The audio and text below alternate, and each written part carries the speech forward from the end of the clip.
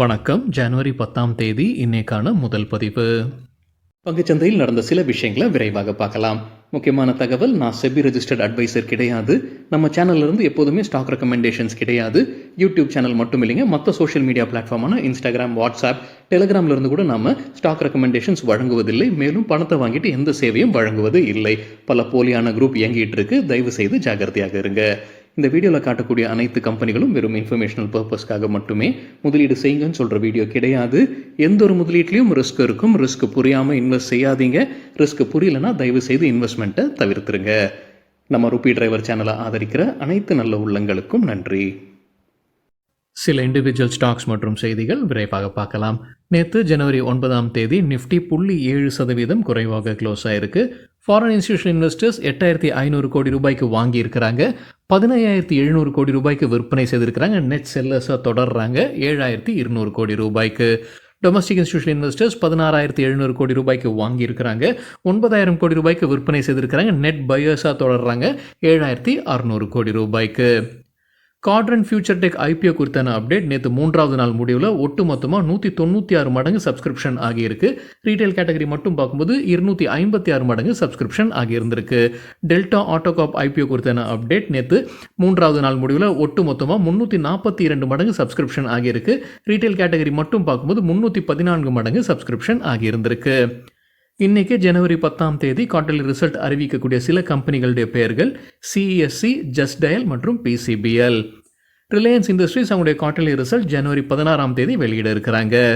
Reliance இண்டஸ்ட்ரீஸ்க்கு Goldman socks தொடர்ந்து buy rating கொடுத்துருக்காங்க. ஆனால் டார்கெட் ப்ரைஸை குறைச்சிருக்கிறாங்க. புது டார்கெட் 1,595, 26% அதிகரிப்பதற்கான வாய்ப்பு இருக்குன்னு கருதுறாங்க கோல்ட்மேன் சாக்ஸ்.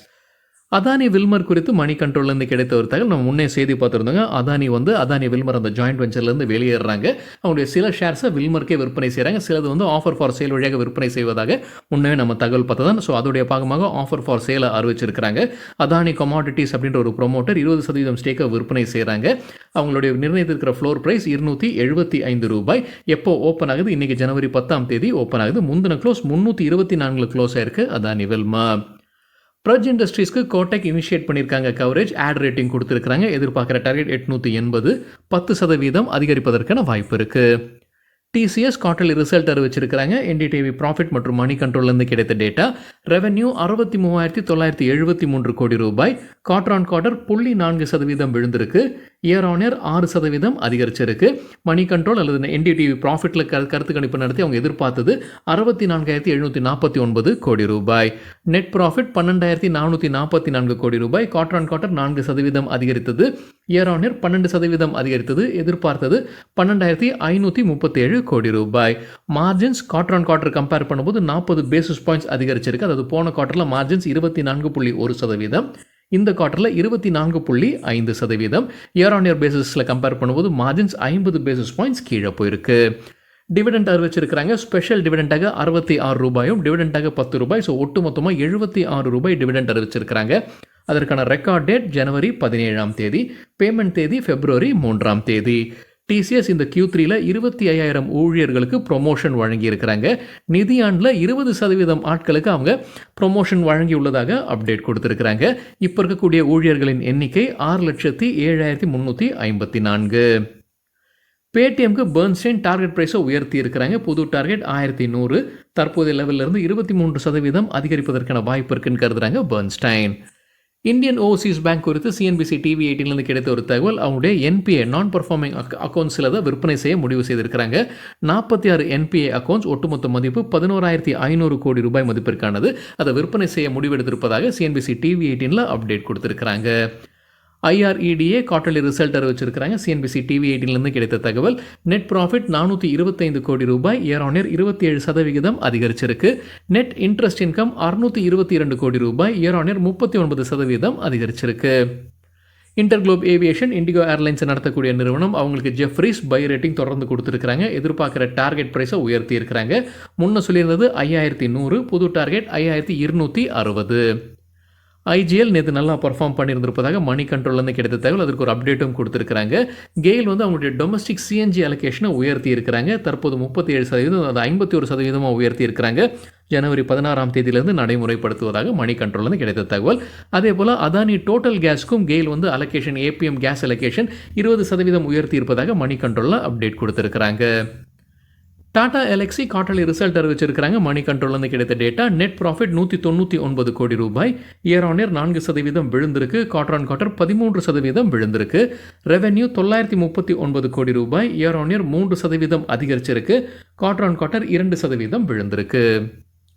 ஸ்டாக் ரெக்கமெண்டேஷன் சில புரோக்கிங் கம்பெனிஸ் கொடுத்துருக்காங்க. எக்கனாமிக் டைம்ஸ்லேருந்து கிடைத்த தகவல். பொனன்சா போர்ட்ஃபோலியோடைய பரிந்துரைகளில் அசோக் லேலண்ட் ஃபியூச்சர்ஸில் செல் ரேட்டிங் கொடுத்துருக்காங்க. ஃபியூச்சர்ஸ் அண்ட் ஆப்ஷன்ஸில் விளையாடுறது ஒரு பெரிய ரிஸ்க்கான விஷயம். அவங்க அசோக் லேலண்டுக்கு செல் கொடுத்துருக்காங்க. ஃபியூச்சர்ஸ்க்கு எதிர்பார்க்குற target 205, stop loss 220. RBL bank ஃபியூச்சர்ஸ்க்கு செல் ரேட்டிங் கொடுத்துருக்காங்க. Target 150, stop loss 163. பிரபுதாஸ் லீலாதருடைய ரெக்கமெண்டேஷன்ஸில் மஹிந்திரா அண்ட் மஹிந்திராக்கு buy rating, target 3680, stop loss 2950. Colgate பாமலருக்கு buy rating, target 3470, stop loss 2670. Mazagon dock ship பில்டர்ஸ்க்கு buy rating, target 2650, stop loss 2020. Religare enterprises நேற்று நல்லா பர்ஃபார்ம் பண்ணியிருந்திருக்கிறாங்க. 5% அதிகரித்தது. சிஎன்பிசி டிவி 8லேருந்து கிடைத்த ஒரு தகவல். மத்திய பிரதேஷ் ஹைகோர்ட் வந்து அவங்களுக்கு எதிராக இருந்திருக்க ஒரு பெட்டிஷனை தள்ளுபடி செய்திருக்கிறாங்க. ஏஜிஎம் நடத்தக்கூடாதுன்னு அந்த பெட்டிஷனில் சொல்லியிருந்தாங்க. ஒரு புது மேனேஜ்மெண்ட் வராங்க. டாபர் குடும்பத்தினர் பர்மன்ஸ் தான் டேக் ஓவர் பண்ணுறாங்க. ஸோ அதுக்கு அங்கே உள்ளுக்குள்ள பிரச்சனை இருக்குது. அந்த செய்தி நம்ம முன்னே பார்த்தது தான். அதுக்கு எதிர்த்து அவங்க கோர்ட்டுக்கு போயிருந்திருக்கிறாங்க. இப்போ கோர்ட் அது தள்ளுபடி செய்திருப்பதாக சிஎன்பிசி டிவி 18ல் அப்டேட் கொடுத்துருக்காங்க. மோத்திலால் ஓஸ்வால் அவங்களுக்கு பிடித்த stocks 2025 top பிக்காக Cairns டெக்னாலஜிஸை தேர்ந்தெடுத்திருக்கிறாங்க.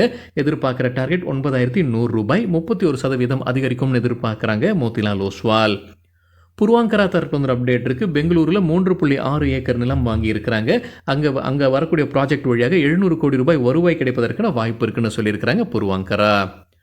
Kalyan jewellers குறித்து சிஎன்பிசி டிவி 8லேருந்து கிடைத்த ஒரு தகவல். கடந்த 5 நாட்களில் ரெட்டில் க்ளோஸ் ஆகிட்டு இருக்கு. 15% வீழ்ச்சியை பார்த்துருக்கு கல்யாண் ஜுவல்லர்ஸ். 9 அனலிஸ்ட் கவரேஜ் கொடுத்துருக்காங்க. அதில் 8 பேர் பை ரேட்டிங்கும் ஒருத்தர் செல் ரெக்கமெண்டேஷன் கொடுத்துருப்பதாக சிஎன்பிசி டிவி 18ல் அப்டேட். ஆக்சிஸ் செக்யூரிட்டிஸ் 9 ஸ்மால் மற்றும் மிட் கேப் ஸ்டாக்ஸ் 41% வரைக்கும் உயரக்கூடிய வாய்ப்பு இருக்கிற ஸ்டாக்ஸ் பட்டியல் வெளியிட்டிருக்கிறாங்க. எக்கனாமிக் டைம்ஸ்லேருந்து கிடைத்த தகவல்.